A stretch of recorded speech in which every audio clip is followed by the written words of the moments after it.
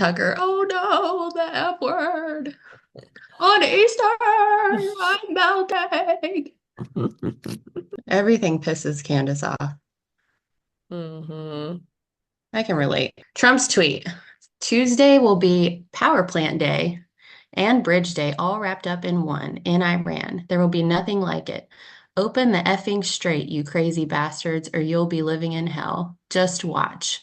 Praise be to Allah. President Donald J. Trump. And so now we have Candace, Tucker, and Fuentes going nuts over this, along with all the other never Trumpers and liberals that they've decided to join. What did Candace say? She called it a satanic administration and saying that they need to take extreme measures against Mad King Trump. Like, what does she want to go march with the BLM protesters now and the No King people? Like, and then you have Tucker and Nick saying the same thing, like, so unpresidential that he used the F word on Easter Sunday.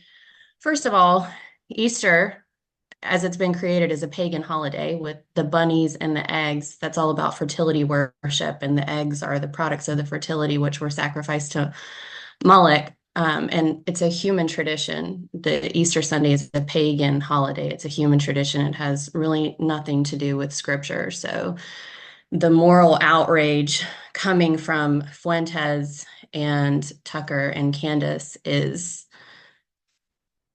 a little ignorant. Trump doesn't say anything without strategy behind it. He's not an idiot and he's not crazy. He's willing to say things that other people aren't willing to say, but he's a master negotiator. So Candace and Tucker and Nick and all their moral Catholic outrage is a little surprising to me. You know, I didn't estimate that they had a ton of discernment, but I thought at least more than just impulsively reacting to a tweet. You expect this kind of thing from Mark Levin. You expect this kind of thing from Laura Loomer. These people have darkened minds and darkened souls. But this is the president of the United States. This is the head of the country on the holiest day of the year, threatening to bomb Iran. Open up the strait, fucking bastards. Praise be to Allah, President Trump.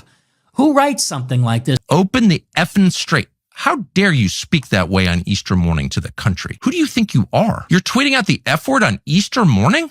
So they're all morally outraged by the fact that Trump is speaking the way he's speaking on Easter. How dare he?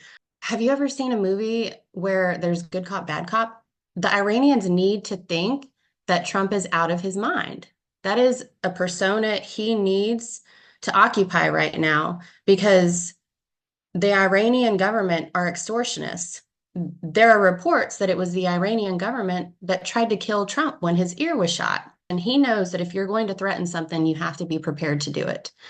And Trump is allowing them, he needs them to think that he's nuts, that he's completely out of his mind. What's he going to do? I mean, why do you think he threw in the praise be to Allah thing in there?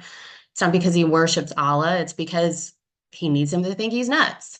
He's using curse words and threatening them because he needs them to believe he's crazy enough to actually do it. Anybody who's seen a good cop, bad cop movie knows that this is a typical strategy. So I don't understand why these three influencers can't pick up on that and they're just jumping on the never Trumper bandwagon so fast. But in my opinion, Trump needs people to think that he's willing to do it. My only concern is if they don't comply to this pressure, he's going to have to do what he said he was going to do, because if he doesn't, moving forward for the remainder of his presidency, other nations will see it as weakness, that he doesn't actually do what he says he's going to do.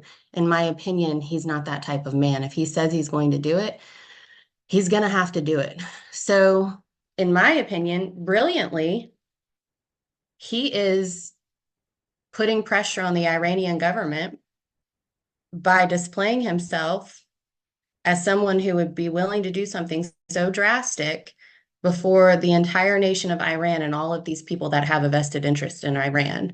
So even if the leaders that are willing to die for it are willing to dig their heels in the ground and keep the Strait of Hormuz closed, they're going to have pressure from millions of people who don't want to be annihilated.